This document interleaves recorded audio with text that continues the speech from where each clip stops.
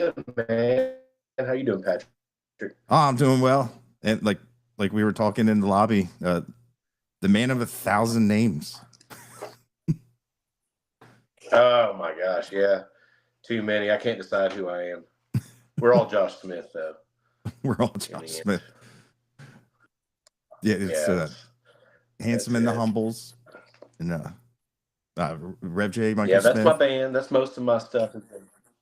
Yeah, that's my preaching name. That's my that's my reverend name. And then Josh Smith. If you're nasty, sometimes I just go by that. But you can find most of my stuff under Handsome and the Humbles. Yeah, I like that. Who claims to be the handsome one? Is that like a big thing with the Hey, band? They fight over that. we just always say that Handsome didn't show up. I mean, I just want to. I'm not saying who's handsome, but I think you could go look at the pictures and decide for yourself. You know what I mean? I mean, I don't know. No, we just always say Handsome didn't show up tonight and apologize for that, and then you know play some rock and roll country and get out of there. That's funny. It's definitely a great band name for a talking point. Even like when you go it, to a show and you never heard, and you'll be like, you got to be curious. it is, and someone always asks, "Well, who's the handsome one? Who's the handsome one? How'd you come up with that name?" And I mean, it was pretty. When we did come up with that name, it was kind of like we were just sitting in a room coming up with a bunch of inappropriate names. And I said something about how I was so handsome but also humble. And our drummer at the time said, "Handsome and humble." And from there, it became Handsome and Humble. So, That's yeah. wild. It's Yeah. it's it's crazy how just band names just pop, just right out of a conversation. And man, But, that's been going on for quite some time now. oh, yeah, man. I was really wanting something a lot like filthier or weirder, but we ended up with Handsome and the Humbles. So that's what we didn't vote, but I felt like it was voted on, and I was outvoted by people with probably bigger brains than I Right? have. They outvoted the Better lead brains, singer. anyway. Yeah, I think so. Lead singer and wrote most of the songs too, but really though they were all better than I am. Like at the music part, so I really was kind of at the mercy of them. So That's funny. yeah, That's funny how that came about. yeah. And man, one of your songs I love is Bonneville. It it reminded me like Oh, really? my uncle had a Bonneville. My mom had one. I remember my uncle called his Battle Cat, and I love the sound of it. Oh, It's got a great sound. man, thank you so much. I appreciate. That's one of my favorite songs on the last album for sure. Uh, my best friend when I was about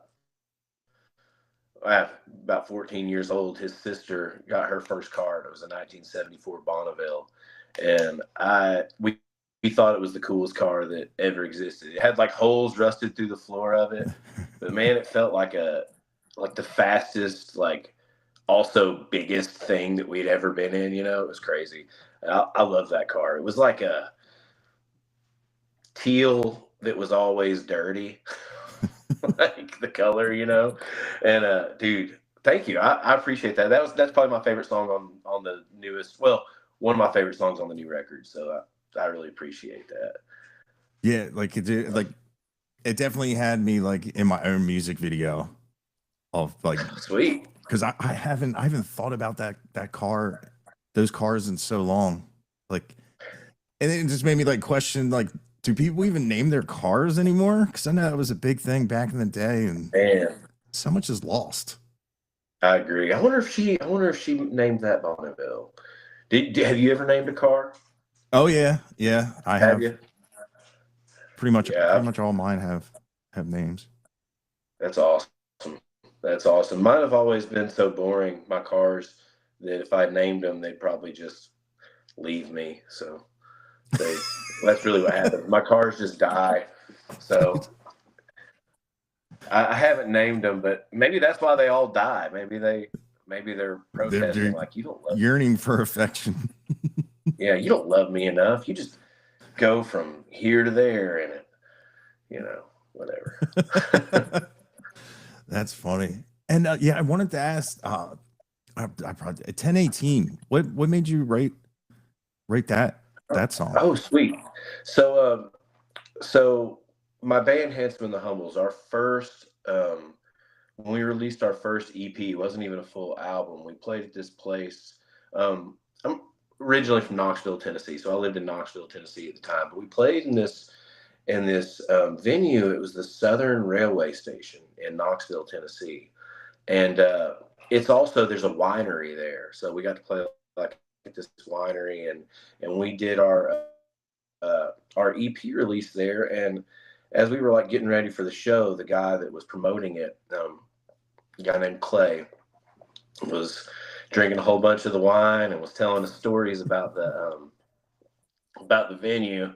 And he's like, "Man, this place is haunted. It's haunted." And we're like, "Really?" And he started telling us this story about how in 1904 there was a train collision and derailment in Newmarket, Tennessee. It's like the Newmarket train disaster, and at the time it was like the deadliest train accident that had ever happened in the United States.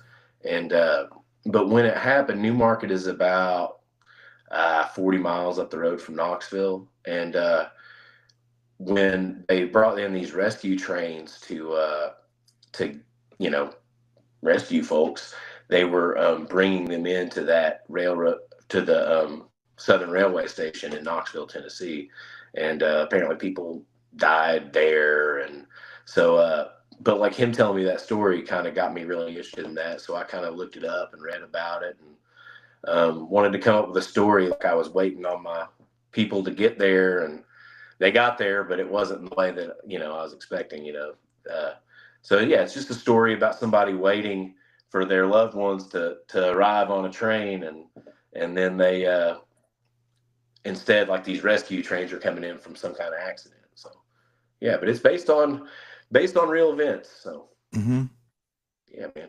Yeah, I was listening to it, and I was like, I know this story because I work for the railroad. Oh, wow, that's cool. So like they use stuff like that, like training purposes, and we've had derailments too, and we had accidents. And yeah, I just remember they said like you could hear the collision like miles and miles and miles away. I can't even imagine how scary and loud something like that is. Like, probably doesn't even sound real, when something like that happens. Like, doesn't sound like anything that you would ever hear. Yeah. But yeah, it's interesting to read about. And our song is not the first about it. Like, some like blues people have written songs about it, and but I am proud of that song. I think it came out pretty good. We have a really good fiddle player that played on it that kind of carried it. And but yeah, man, that story just kind of stuck with me. And from the time I heard it about it, I wanted to write about it. So Yeah, and I'm kind of drawn to dark stuff anyway. So that was certainly dark. yeah. Oh yeah, definitely. There's a lot of dark history with the railroad. Like, I would imagine so. The building. So what do you do? What do I do? I used to be a lineman, but now I just work on the other end. I'm like the control operator. I just push buttons. Because being 140 feet or 20 feet in the air on a pole, I'm just like, nah. What am I doing? Yeah. Like, nah, I prefer the ground now, and it's like I'm better with a computer than with tools, so I'm right where I should be. Oh, I get that, man. I'd be terrified doing something like that. Yeah. But yeah, like the one place I used to work at, I just remember people would be like, "Why is this place called the morgue?" I'm like, "Because it was a morgue, and we had an old book of when during the war they would take the bodies and just stack them in the hallway, and That's you could crazy. take the book and walk down the hallway and just you could just see like how it used to be, because like a lot of like it's a huge angel, and people always take a picture of it. I'm like, yeah, those are the railroaders that died during the war, and a lot of Holy the cow. victims ended up they had a chapel, and Yeah. it was a morgue, and it's like crazy, like yeah, you're sitting in what used to be a morgue, and some people just like they get absolutely terrified, but it just it just gives off like a vibe, and I like Yeah. Yeah, that. no, I get that. I find stuff that like that really interesting as well. And I mean, I get why people get, stressed out or scared with stuff like that, but I'm always kind of like, oh, that's cool. Let's go. Yeah. Let's go explore. Yeah, right. Like some people are like terrified. I used to go up to Boston every other weekend, and my boss went to the same hotel I was at, and he told me what room he was in. I said, "Oh, dude, you're in the haunted room," and he's like, "Don't mess with me."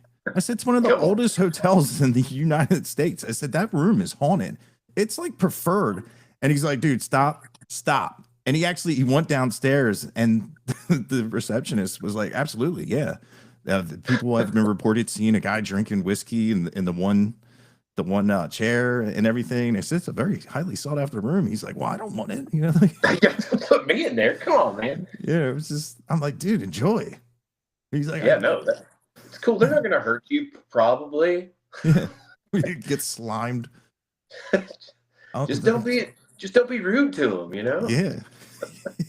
Don't take his chair. That's his chair. Yeah, yeah. Just sit in the right place and you'll be fine. Nobody's gonna bother you. Yeah. But that's wild how that story came from a venue, and just Yeah. hearing the history of the venue. Has that been the only time that you've gotten a song from actually being told a story, or just any? Oh man. I guess so many. No, yeah, like so I work in physical therapy. I have to have a real job, and I work in physical therapy, and like I've written several songs where especially when I first started doing physical therapy, it was also kind of around the time that I started writing more prolifically, like where I started to really focus on writing songs. Before that, um, I'd played bass in other people's bands and brought them my songs, and they were like, "Oh, those are cute," And we just went on. I would just go back to playing my songs. But around the time I started working in physical therapy, I was working in a lot of nursing homes and places like that, and you're spending 8 hours a day talking to people that are 80 years old and older, and man, older folks got stories. They lived through things that I haven't seen. They've lived through things that I will live through but haven't lived through yet. And I mean, obviously, you can just learn so much from people that are older. And but I've written several songs. Just either told from the point of view of people that I've spoken with that were telling me stories, or that have like where they've kind of got me started like on an idea, like you know um, and I just kind of start going down a path based on a conversation that I had with a person. But that's kind of for a long time, that was kind of where most of my songs came from, were just based on like conversations that I had with people, especially like a lot of the stuff that, again, I'm originally from East Tennessee. I'm in Texas, and I'll probably, end up dying here like Baby Crockett, but I like when I first started, a lot of the songs like just about Appalachia and the mountains and the people there came from either people I met or people that or like stories that I heard about people. So that's a lot of what I've written about is just from conversations that I had with folks. Nice. Yeah. Talking to older people, it's especially like that age, it's incredible when you really think Yeah. about it. And I always tell, like, my great grandmother, she was like upset they revived her.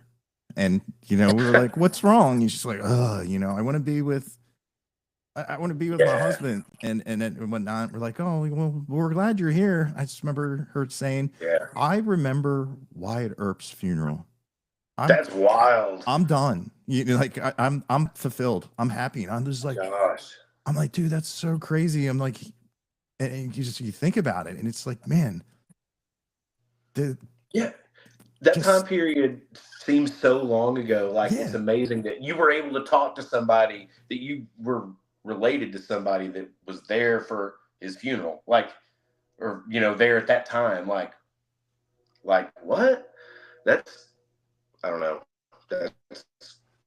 It's just wild. Freaking awesome. Because that might as well be Star Wars to me, because that's so long ago and so different than anything that I've ever seen. Right? Like, and especially like when you do think about like this country, we're just like a blip in the world. Like you go over there, they got the Coliseum. Yeah, we're young.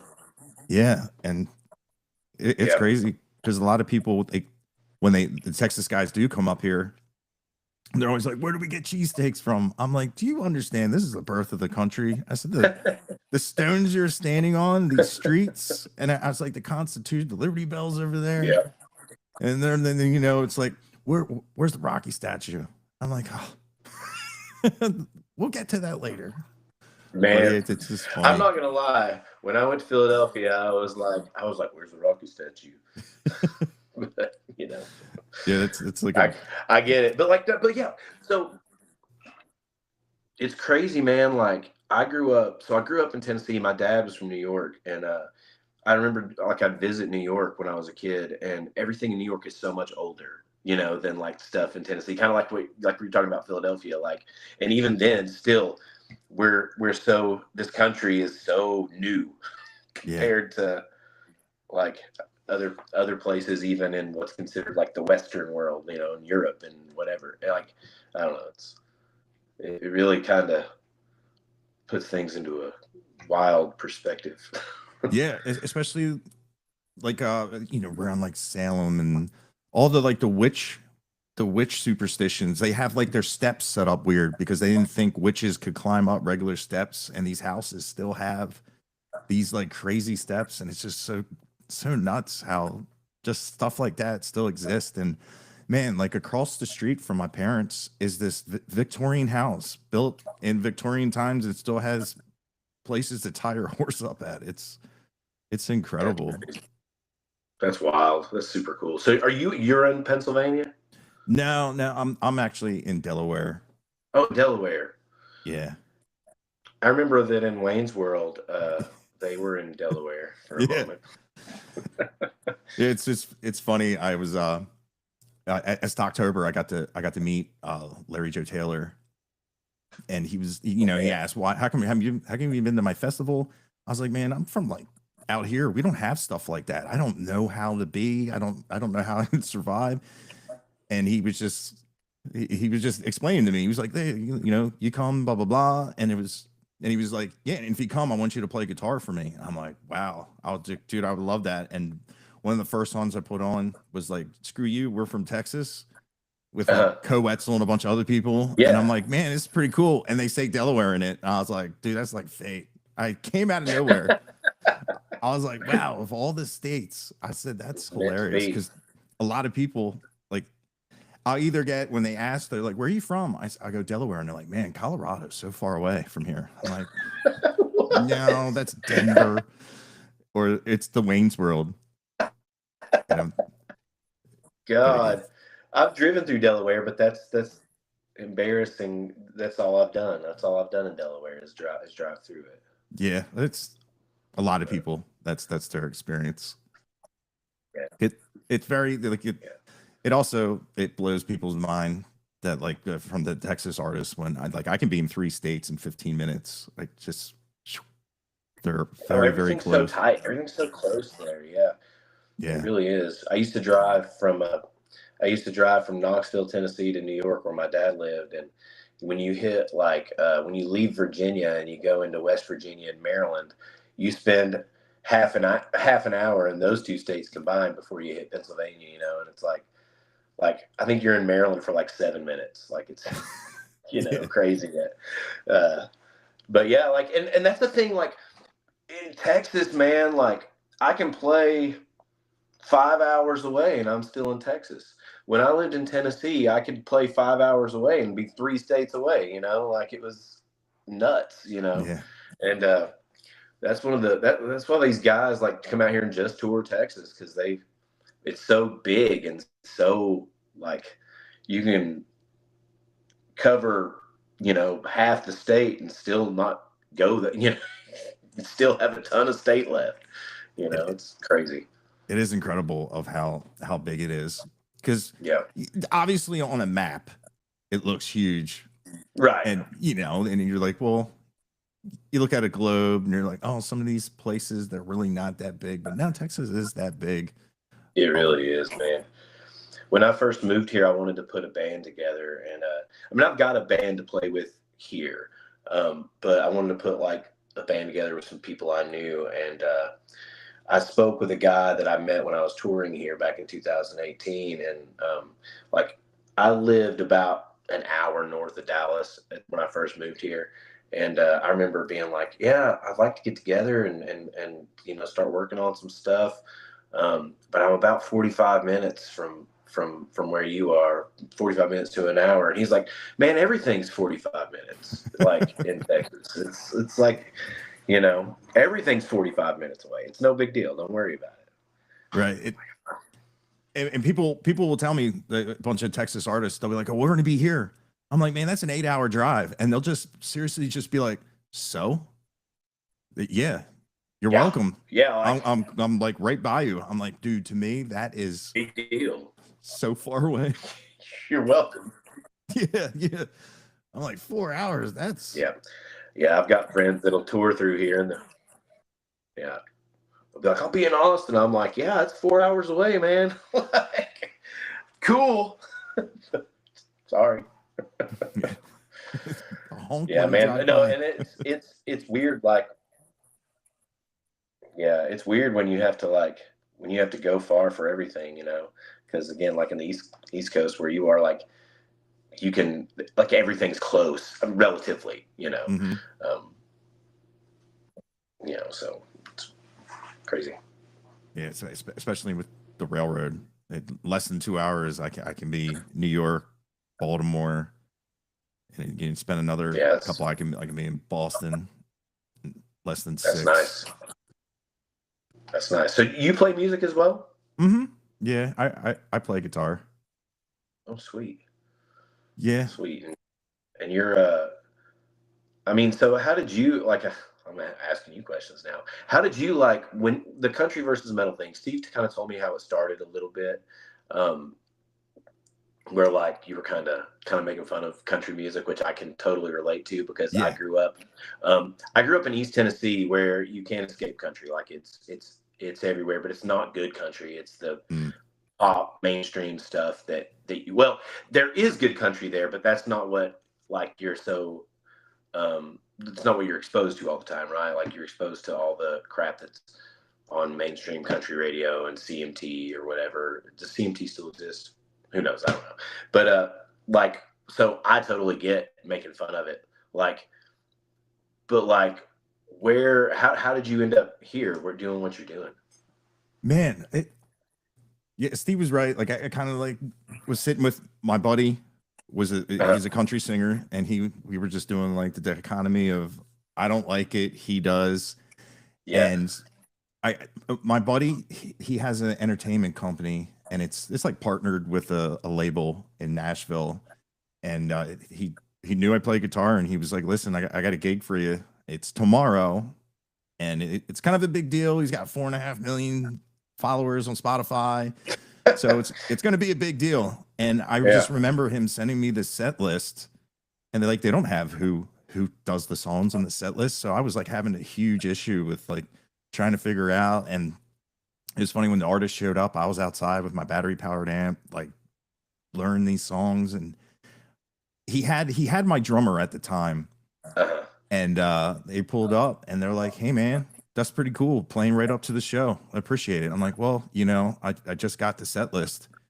And I just remember I just was like, I said something. I said, yeah, I like this George Jones guy. And they're like, the way I said it, he was like, oh, yeah, you know, duh. And I'm like, yeah, Yeah, right. Today's the first day I've heard his voice. He's really good. And they're like, excuse me? Like, you're playing a gig with me? He's like, you know who George Strait is? I was like, I do now, you know, I do now. About a day ago. And